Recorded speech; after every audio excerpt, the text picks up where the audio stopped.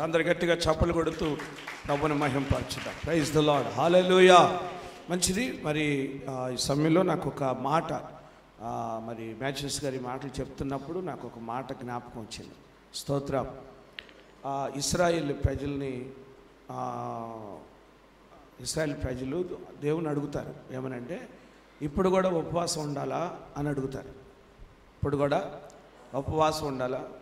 70 సంవత్సరాలు బబులోను చెరలో ఉన్నప్పుడు ఉపవాసం ఉన్నాం కదా, ఇప్పుడు చెర తొలగిపోయింది, 70 సంవత్సరాలు అయిపోయింది, మాకు విడుదల వచ్చింది కదా, ఇప్పుడు మేము క్షేమంగా ఉన్నాం కదా, ఇప్పుడు కూడా మేము ఉపవాసం ఉండాలా అని అడుగుతారు దేవుని. అప్పుడు దేవుడు అంటాడు, మీరేమైనా ఊరకనే ఉన్నారా ఉపవాసం అంటాడు. మీరు ఊరకనే ఉన్నారా ఉపవాసం? మీకు శ్రమ వచ్చింది కాబట్టి ఉన్నారు, అదేనా? ఇప్పుడు క్షేమం వచ్చినా కానీ ఇప్పుడు ఉపవాసం ఉండండి. ఇప్పుడు ఉపవాసం ఉండి ఇప్పుడు నా కొరకు మీరు ఉన్నట్టు. దేవుని స్తోత్రం. అందుకని వాళ్ళు అడిగినందుకు అప్పటి వరకు ఆ 70 సంవత్సరాలు మాత్రం 5వ నెల ఉపవాసం, 7వ నెల ఉపవాసం, 5వ నెల ఉపవాసం, 7వ నెల ఉపవాసమే ఆ 70 సంవత్సరాలు. కానీ వీళ్ళు అడిగినందుకు ఇంకో 2 నెలలు పెంచాడు. మీరు అడిగారు కాబట్టి ఇంకో 2 నెలలు ఎక్కువ చేయండి అని చెప్పి ఇప్పుడు 4వ నెల ఉపవాసం, 5వ నెల ఉపవాసం, 7వ నెల ఉపవాసం, 10వ నెల ఉపవాసం, యూదా ఇంటి వారికి సంతోషమును ఉత్సాహమును పుట్టించు మనోహరమైన పండుగలు అన్నాడు. గట్టిగా చప్పలు కొట్టి దేవుని మహింపరచుదాం. హల్లెలూయా. అది మ్యాచెస్ గారు చక్కని మాట జ్ఞాపకం చేశారు. ఏమండి, మన ఉపవాస ప్రార్థనలోకి వెళ్ళబోతున్నాం. దేవుని స్తోత్రం. ఏమండి, ఆల్రెడీ కూడికలు స్టార్ట్ చేసుకుంటూ వస్తూ ఉన్నాం. మరి ఈ వారంలో కూడా ఇంకా కొన్ని ప్రాంతాలకు వెళ్ళాల్సి ఉంది. దేవుని స్తోత్రం. దేవుడు మనకు మరలా తిరిగి ఉపవాస ప్రార్థనలు ఇస్తాడు. అయితే మనం క్షేమంగా, మనము బలహీనతలో ఉన్నప్పుడు, శ్రమలో ఉన్నప్పుడు ఉపవాసం చేసి ప్రార్థన చేయటం కాదు, కానీ మనం క్షేమంగా ఉన్నప్పుడు కూడా మనం ప్రార్థన చేయాలి. అది ఇంకా దేవునికి చాలా ఇష్టమైన ప్రార్థన. అర్థమైనా? మనం అన్ని బాగున్నప్పుడు, క్షేమంగా ఉన్నప్పుడు మనం దేవునికి చేస్తుంటే అది దేవునికి చాలా ఇష్టమైన ప్రార్థన, ఆయనకి ఇష్టమైన ఉపవాసంగా ఉంటుంది. కనుక అలాగూ దేవుని సన్నిధిలో మరి మనం ప్రార్థన చేయవలసింది. దేవుని స్తోత్రం. హల్లెలూయా. మరి చక్కని మాటలు, మరి చక్కన అది చాలా విలువైన మాట. మరి జ్ఞాపకం ఉంచుకోండి. రేపు మనకు 10వ తారీఖు నుండి మనకు ఉపవాస ప్రార్థనలు ప్రారంభమవుతున్నాయి. కనుక అందరూ కూడా మరి సిద్ధపడాలి. 10వ తారీఖు వరకు నేను అన్ని ప్రాంతాల్లో, అన్ని సంఘాల్లో, మన సంఘాలన్నింటిలో అవి మరి ఉపవాస ప్రార్థన ప్రారంభించుకుంటూ మరి రావటం జరుగుతుంది. కనుక మరి దేవుడు గొప్ప కార్యం చేసి మరి ఈ సంవత్సరం ఉపవాస ప్రార్థనలు ఘనంగా దేవుడు జరిగించినట్లుగా ప్రార్థన చేయండి. మరి మొన్న ప్రశాంత్ జోషి గారు, అలాగే మరి వాళ్ళ ఫ్యామిలీ, అలాగే చిక్రి వారందరూ కూడా మన మ్యాచెస్ గారు వాళ్ళ చర్చికి, వారి పాస్టర్ గారు ఆండ్రస్ గారు వారి చర్చికి మరి వెళ్ళటం జరిగింది. మరి ముందుగానే నాకు చెప్పాను, ఇట్లా వెళ్తున్నాను పలానా చర్చికి అని చెప్పేసి. మరి దేవుడు బలంగా ఎంతో శక్తివంతంగా వాడుకున్నారు. వాళ్ళందరూ కూడా ఎంతగానో సంతోషించారు, ఆధ్యాత్మికంగా పురికొల్పబడ్డారు. దేవునికి స్తోత్రం. హల్లెలూయా. మంచిది. మరి నిజంగా దేవుని కృప, మరి దేవుడు మరి మ్యాచెస్ గారిని, వారి కుటుంబాన్ని, మరి వారి కుమార్తె డాక్టర్ గారిని, దేవుని స్తోత్రం, దేవుడు ఆశీర్వదించినట్లుగా, అలాగే మరి డానీని, వారి కుమారుని కూడా దేవుడు ఆశీర్వదించి ఆ కుటుంబాన్ని వర్ధల చేయనట్లు మనమందరం కూడా 2 చేతుల దేవుని స్తుతులు చెల్లించుదాం. స్తోత్రం, స్తోత్రం, స్తోత్రం, స్తోత్రం. హల్లెలూయా. స్తోత్రం. Praise the Lord. మంచిది. థ్యాంక్ యూ మ్యాచెస్ గారు, వందనాలు. Praise the Lord. మంచిది. అలాగే సుభద్రమ్మ గారికి కొంచెం ఆరోగ్యం బాగాలేదు. ఆ తల్లి కొరకు ప్రార్థన చేయండి. మరి బలహీనంగా ఉంది. మరి దేవుడు ఆ తల్లిని ముట్టి స్వస్థపరిచినట్లుగా ఆ బిడ్డ కొరకు ప్రార్థన చేయాలని ప్రభు పేరిట మీ అందరికీ మనవి చేస్తున్నాను. అలాగే మరి చిన్రావూరులో సహోదరి మేరీ క్యాథరిన్ గారు ఉన్నారు. వారి కొరకు సంఘంలో, మరి చిన్రావూరు సంఘంలో మేరీ క్యాథరిన్ గారు, వారి వరకు ప్రార్థన చేయండి. ఆమెకి కిడ్నీ మీద ఒక గడ్డ వచ్చింది. ఆ గడ్డ ఆపరేషన్ చేయాలంటున్నారు. ఆపరేషన్ మరి చేయాలని వైద్యులు చెప్తున్నారు. అయితే నిన్న దినాన ఒక స్కాన్ చేశారు. మరి దేవుడు మరి ఆ బిడ్డ ఎడల కృప చూపి మంచి రిపోర్ట్లు వచ్చినట్లుగా ప్రార్థన చేయండి. మీ ప్రార్థనలో మేరీ క్యాథరిన్ గారిని జ్ఞాపకం చేసుకోండి. అది ఆ కిడ్నీ మీద వచ్చి నరాలన్నిటికీ మరి అల్లుకుపోయి ఆ గడ్డ చాలా పెద్దగా ఉంది. మరి ఆ బిడ్డ ఎంతో భయపడుతుంది, దుఃఖపడుతుంది. ఆమెకు 3 కుమారులు. మరి వాళ్ళు కూడా ఎంతగానో ఏడుస్తున్నారు. మరి చిన్నప్పుడే ఆ పిల్లలు చిన్నగా ఉన్నప్పుడే వాళ్ళ తండ్రిని పోగొట్టుకున్నారు. అప్పటి నుంచి ఆ తల్లి ఆ పిల్లలు విడిచిపెట్టకుండా ఎంతగానో పెంచి వాళ్ళని ప్రయోజకులను చేసింది. వాళ్ళు పెద్దవాళ్ళు అయ్యారు, ఉద్యోగాలు వచ్చాయి. మరి పెద్ద కుమారుడికి వివాహం అయింది. అయితే మరి ఈ బలహీనత వచ్చేసరికి ఆ పిల్లలు కూడా ఎంతగానో ఏడుస్తున్నారు, దుఃఖపడుతున్నారు. దేవుడు వారిని ధైర్యపరిచినట్లు, ఆదరించినట్లు మరి ఆ సహోదరికి ఆపరేషన్ చేయటమే దేవుని చిత్తమైతే మరి దేవుడే మరి చక్కగా మరి ఆపరేషన్ సక్సెస్ చేసి ఇంకా ఎన్నటికీ ఆ బలహీనత కనబడకుండా దేవుడే సంపూర్ణ విడుదల దేవుడు దయచినట్లుగా మేరీ క్యాథరిన్ గారి కొరకు మీరు అందరికీ కూడా ప్రార్థన చేయాలని ప్రభు పేరిట మనవి చేస్తున్నాను. ఈ సమయంలో మరి సుభద్రం గారి యొక్క స్వస్థత కొరకు, అలాగే మరి మేరీ క్యాథరిన్ గారి యొక్క స్వస్థత కొరకు మనమందరం కూడా మన రెండు చేతులెత్తి దేవునికి స్తుతులు చెల్లించుదాం. స్తోత్రం, స్తోత్రం, స్తోత్రం, స్తోత్రం, స్తోత్రం, స్తోత్రం.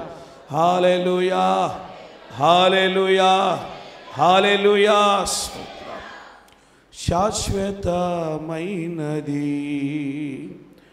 నీవు నా ఎడ చూపిన కృపా, అనుక్షణం నన్ను కను పాపవలే, అనుక్షణం నన్ను కను పాపవలే కాచిన. అందరు చప్పలు పడదాం. శ్వేతమైనది అందరు పాడాలి. నీవు నా ఎడ చూపిన కృపా, తట్టుడి మీకు తెరచేదాను, వేదకు వారికి దొరికేదను. తట్టుడి మీకు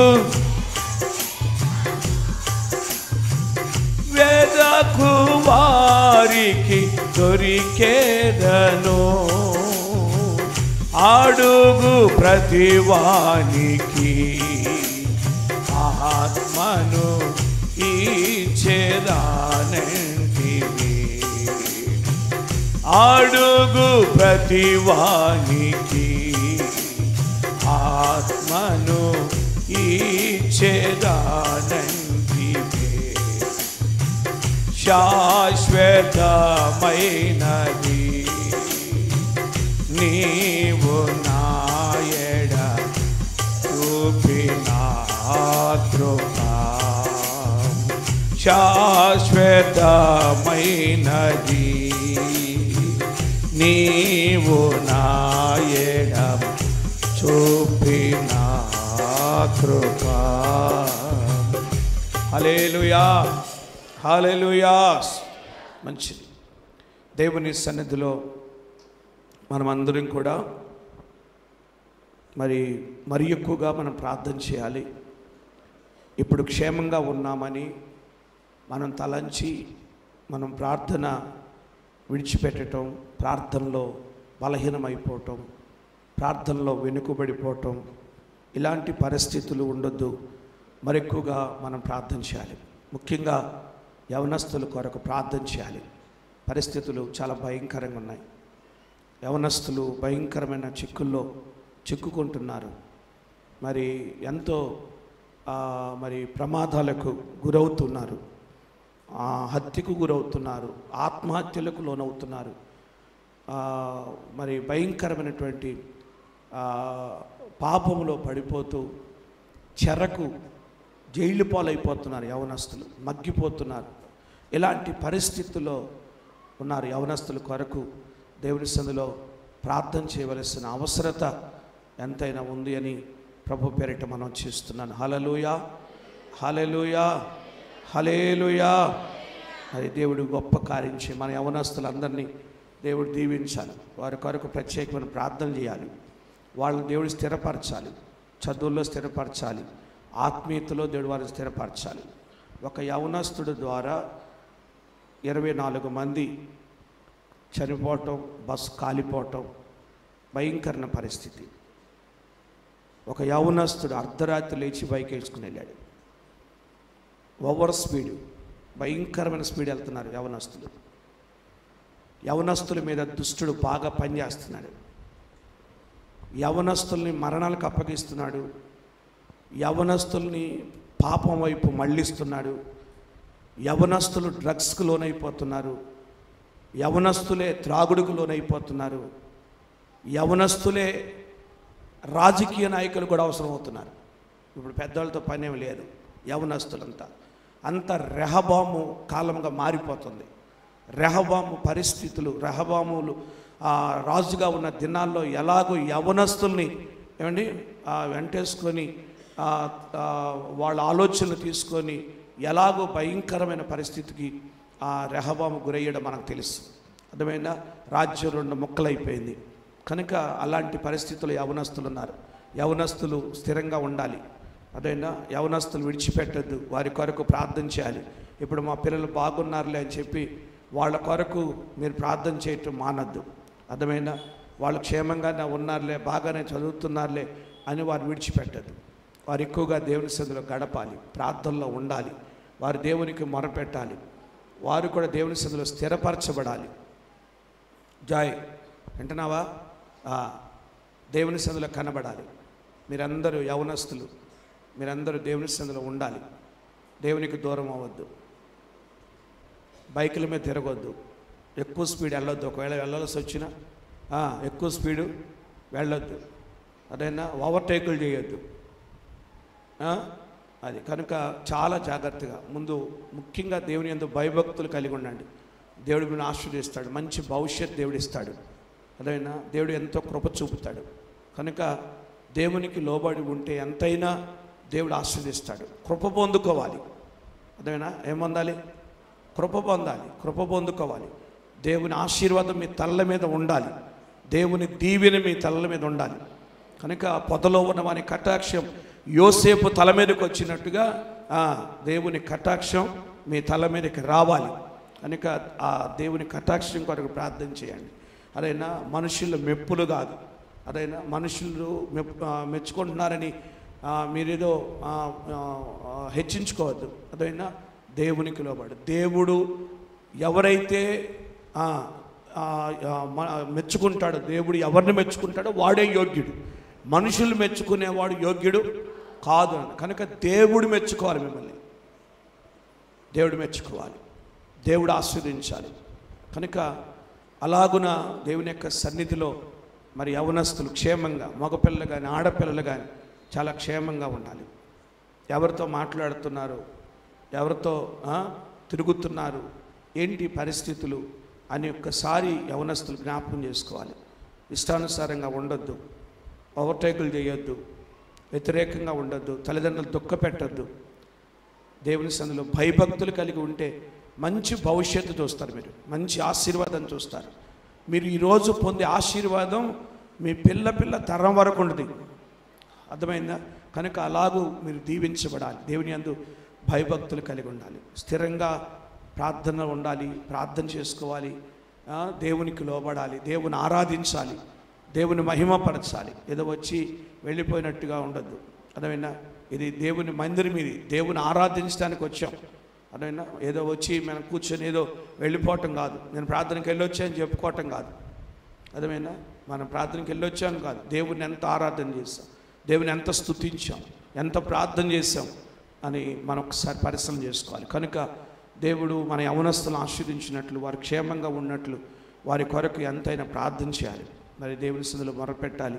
యవనస్తులు కూడా అలాగే లోబడి ఉండాలి. దేవునికి లోబడితే దేవుడు మంచి భవిష్యత్తు ఇస్తాడు. దేవునికి స్తోత్రం చెప్పండి. హల్లెలూయా, హల్లెలూయా. మంచిది. సమయంలో మరి ఈ మాటలు ప్రతి హృదయంలో దేవుడు ఆస్వాదకరంగా మార్చునుగాక. పరిశుద్ధ లేఖన భాగములో నుండి మత్తయి సువార్త 7వ అధ్యాయం,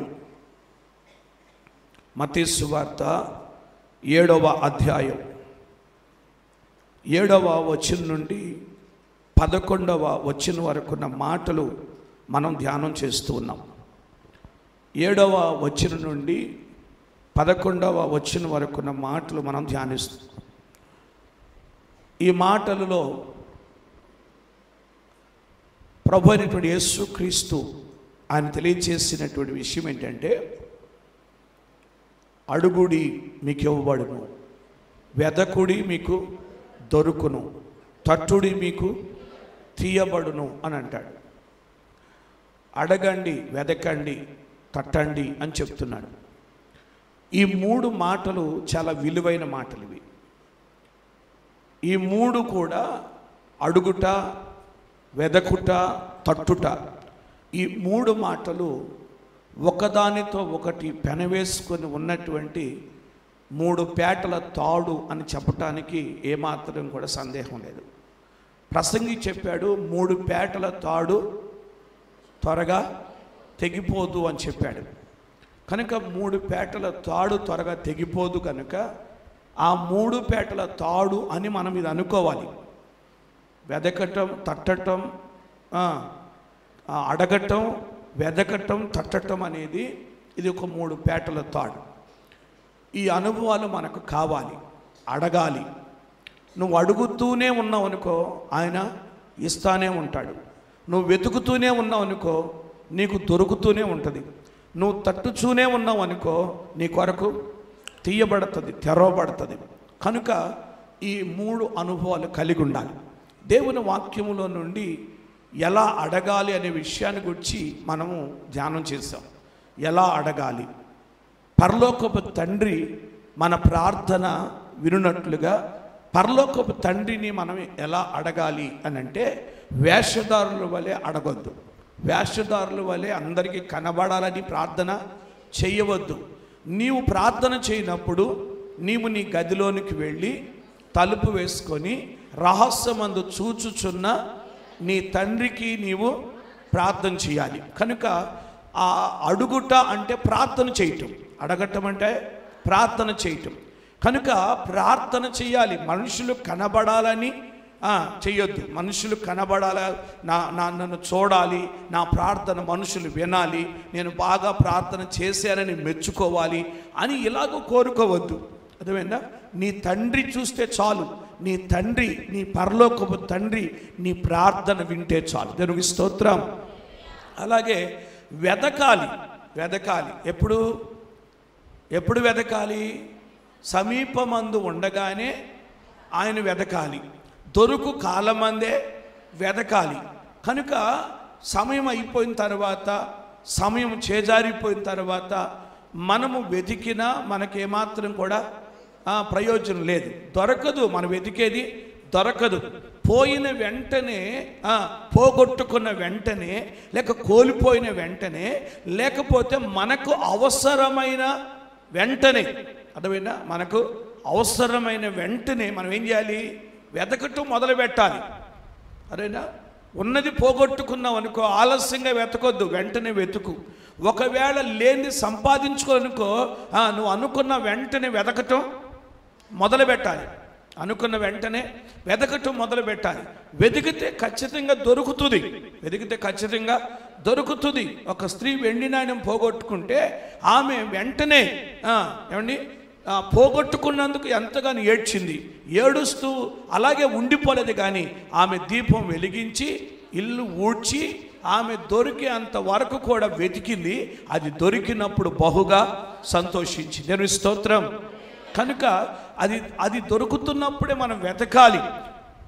అది మనము ఆలస్యం చేయకూడదు. కనుక యేసుక్రీస్తు ప్రభుల వారు లేక ప్రియుడు వచ్చి తలుపు తట్టి ఎంతగానో పిలిచినా ప్రియురాలు తలుపు తీయకుండా, నేను ఇప్పుడే కాళ్ళు కడుక్కున్నాను, ఇప్పుడే నా వస్త్రాన్ని మార్చుకున్నాను, నేను ఇప్పుడే మంచం మీదకి ఎక్కాను, ఇక నేను దిగలేను, నేను కాళ్ళు మురికి చేసుకోలేను, నేను వస్త్రాన్ని మార్చలేను అండి, ఇలాగ చెప్తా ఉంది. ఆయన వస్తున్నాడు అని చెప్పేసి ఆయన ఆ ప్రియుడు తలుపు తడుతుంటే ఈమె ఇలాంటి సాకులు చెప్తా ఉంది అండి, సాకులు చెప్తా ఉంది. కానీ ఆయన తట్టి ఆయన వెళ్ళిపోయాడు. ఆయన వెళ్ళిపోయిన తర్వాత ఇక ఆమె వెతకటం మొదలుపెట్టింది. సంత వీధుల్లో, పట్టణంలో, రాజవీధుల్లో వెతికింది. ఏమండి, ఎక్కడ వెతికినా ఆయన దొరకలేదు, ఆయన కనబడలేదంట. దేవుని స్తోత్రం. అండి, కనబడి ఎంతో వేదన పడుతుంది. కావల వారిని అడిగింది, పట్టణపు కావలవాని అడిగింది. ఇలాగూ ఎంతగానో ఆమె వెతికింది, కానీ ఆయన కనబడలేదు. చివరికి ఇక ఆమె పట్టణం వెంబడి వెళ్ళి అలాగూ వెతుకుతూ ఉంటే చాలాసేపటికి ఆయన కనబడి, దేవుని స్తోత్రం హల్లెలూయా. కనబడగానే అంటే ఆయన అంట విడవకుండా పట్టుకు, దేవుని స్తోత్రం హల్లెలూయా. ఏమంటది?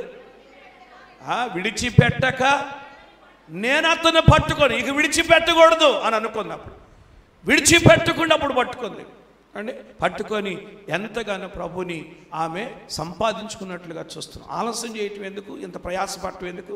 ఆయన సమీపం అందు ఉండగానే మనము వెతికితే, ఆయన దొరికే సమయంలోనే వెతికితే, ఆయన పట్టుకుంటే, దేవుని స్తోత్రం. ఇప్పుడు ఆయన దొరుకుతున్నాడు, ఆయన పాదాలు పట్టుకోండి. ఇప్పుడు ఆయన మన సమీపం అందు ఉన్నాడు, ఆయన పాదాలు పట్టుకోండి. ఇక ఈ సమయం పోతే ఇక నాకు రాదు అనుకుంది, ఇక నాకు దొరకడు అనుకుంది. రక్తస్రావ రోగం కలిగిన స్త్రీ ఇక ఈ సమయం పోతే ఇక నా ప్రభు నేను చూడలేను, ఇక నాకు దొరకదు ఈ సమయం అనుకుంది. వెంటనే వెళ్ళి ఆయన వస్త్రపు చెంగు పట్టుకుని స్వస్థత పొందింది. దేవుని స్తోత్రం చెప్పండి.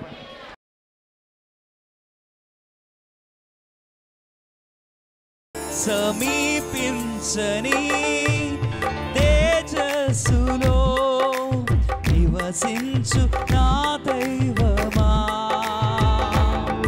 సమీపించని తేజస్సులో నివసించు నా దైవమా,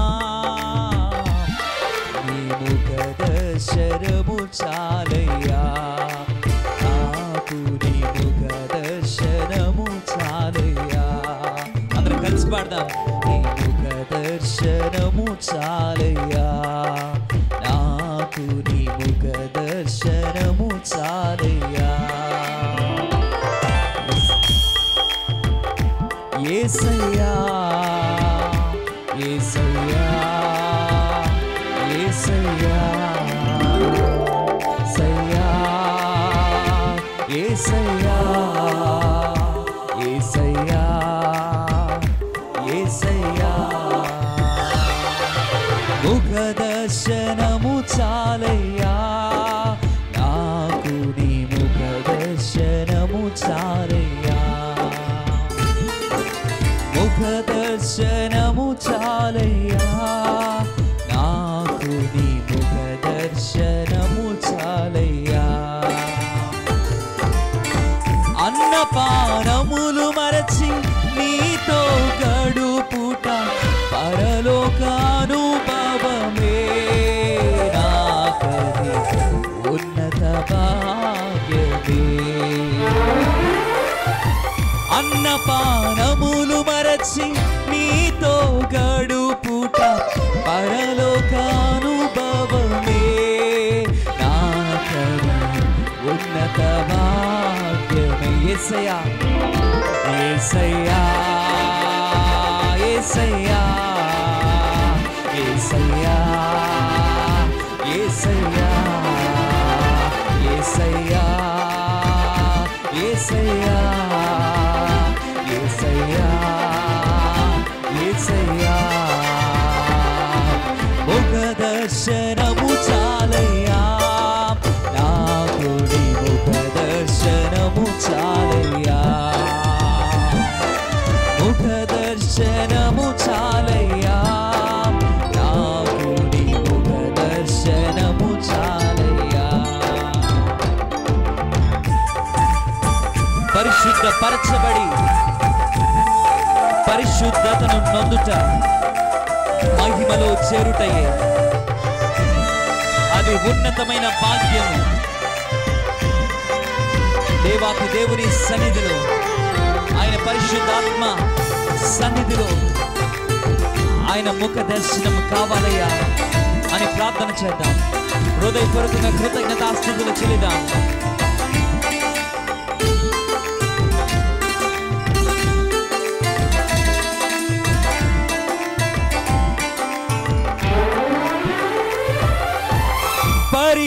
పరిశుద్ధపరచబడి పరిపూర్ణత నుండి మహిమలో చేరుటయే అది నా హృదయ వాంఛయే.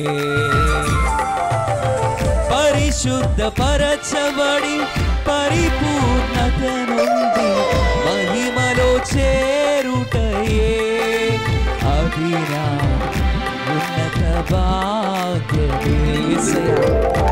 యేసయ్యా యేసయ్యా యేసయ్యా యేసయ్యా యేసయ్యా చప్పట్లు కొట్టు పాడదాం. యేసయ్యా యేసయ్యా యేసయ్యా ఒక దర్శనము చాలయ్యా నాకు, నీ ఒక దర్శనము చాలయ్యా, ఒక దర్శనము చాలయ్యా నాకు, నీ ఒక దర్శనము చాలయ్యా.